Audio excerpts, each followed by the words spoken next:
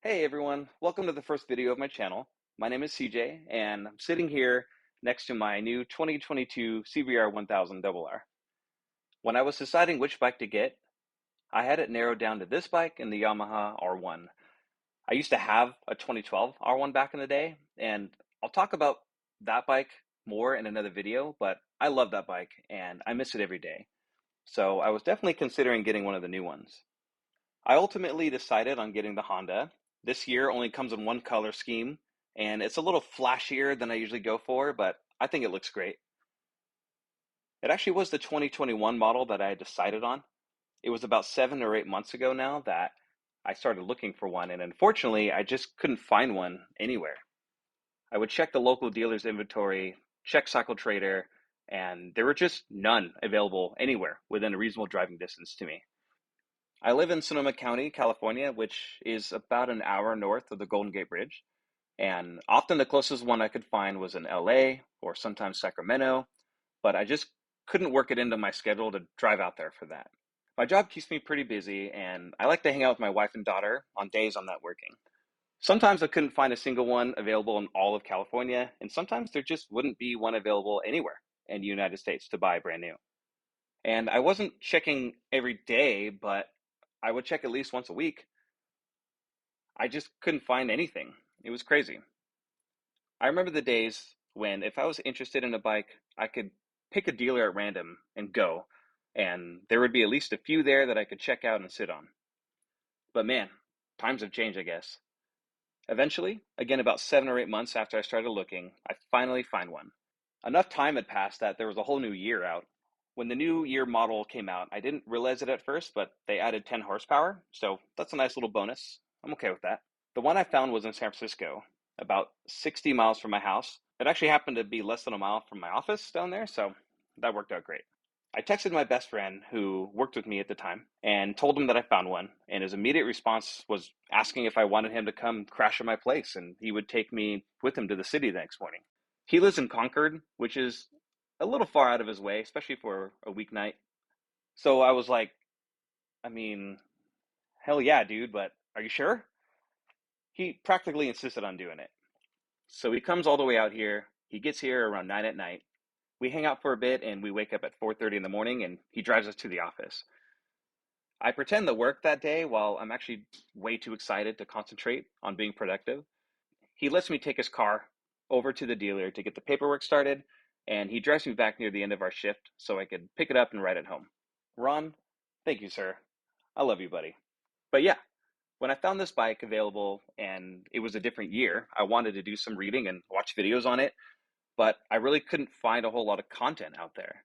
Whenever I search for the 2022 CBR1000RR, the vast majority of the results I get are about the CBR1000RR, the Fireblade, which I get it. It's a cooler and more badass bike than this, but still, I think this bike could use a little bit more representation, so I decided to start my own channel.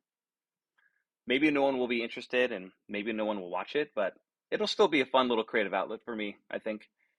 My goal here is to talk about this bike, talk about the other bikes I've owned, talk about my experiences, and hopefully answer some questions you might have about this bike if you were maybe interested in getting one yourself. I love the look of this bike, but one of the first things that needed to go was that fender. I know they really tried hard to make the fender look cool, and I guess I've certainly seen worse, but man, I was just not a fan of how that stock fender looked. So in this video, we're going to take that thing off. I have just about 500 miles on this new bike, and I absolutely love it. It handles great, it feels great, it sounds great, and after my butt got used to it, it's actually pretty comfortable. I'm excited to really learn this bike and get fully familiar with it. The one thing my dad taught me that I've always lived by is you should put 5,000 miles on a bike before you consider yourself really comfortable with it. Once you've been riding for a while and you have experience with all sorts of different styles of bikes, you can pretty much get on anything and ride off and look and feel totally comfortable with it. But what's really important is you need to completely learn the ins and outs of your bike in case something happens. You hit a patch of gravel, something jumps out in front of you, and you need to be able to get yourself out of trouble without having to think about what you're doing.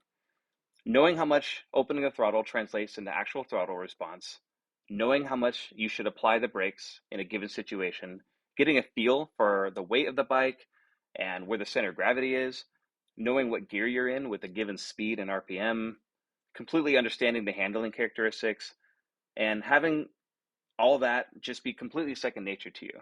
You need to develop the instincts to get out of a sticky situation, and a massive part of that is just learning your bike. So I urge all of you who want to get on your flashy new motorcycle and just start blasting down the highway to just slow down, give yourself some time to get used to it first. So eventually I get the fender off of this thing. I've installed several Fender Eliminator kits, and I don't think I've ever had to tear down this much of the bike just to get to the point where I could take the fender off. Having to take the rear, upper, and lower fairings off, having to unscrew and loosen the underside cover, and even having to take out the rear seat latch just to get to the bolts holding on the fender. I'm a little embarrassed it took me a minute to figure out how to remove the lower fairing. Eventually, I found this little tab just under the rear brake light, and once I poked that loose, the fairing practically fell off. Then one of the bolts holding on the fender was tighter than hell. I ended up rolling the bike forward just from pulling the wrench trying to get it loose. I don't know who at the factory thought it needed to be that tight, but holy shit. Luckily, the others weren't nearly that bad. I also needed to figure out a way to hold the fender up while I unbolted it, so I ended up just getting a couple of giant zip ties, and that actually worked pretty well. And then once I ended up getting the fender off, taking that thing apart was also kind of a pain.